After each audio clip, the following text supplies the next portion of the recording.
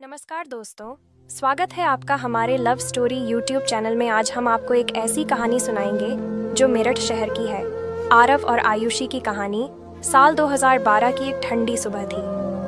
मेरठ शहर की गलियों में कोहरे की चादर फैली हुई थी। कॉलेज का पहला दिन था।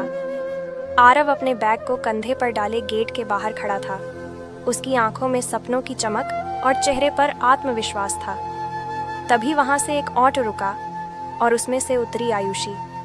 हल्के गुलाबी सूट में, माथे पर बिंदी और हाथों में किताबें। उसकी मासूम मुस्कान ने आरव को पहली ही नज़र में कुछ अजीब सा एहसास दिला दिया। क्लासरूम में पहली बार जब दोनों आमने सामने बैठे तो नजरें मिलीं, और न जाने क्यों दोनों का दिल तेज धड़कने लगा।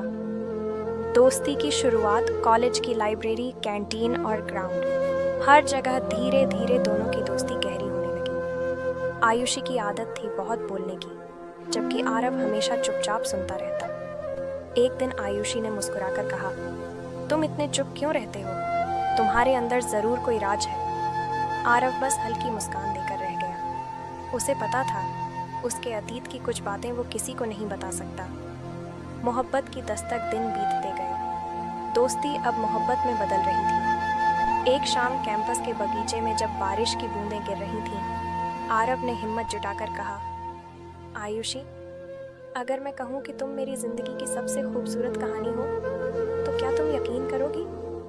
आयुषी का चेहरा लाल हो गया। उसने सिर्फ मुस्कुराकर आसमान की ओर देखा, और वहीं उसकी खामोशी ही इजहार बन गई। एक सच्चाई, लेकिन हर मोहब्बत के साथ एक साया भी होता है। आरव के अतीत का एक राज सामने आया।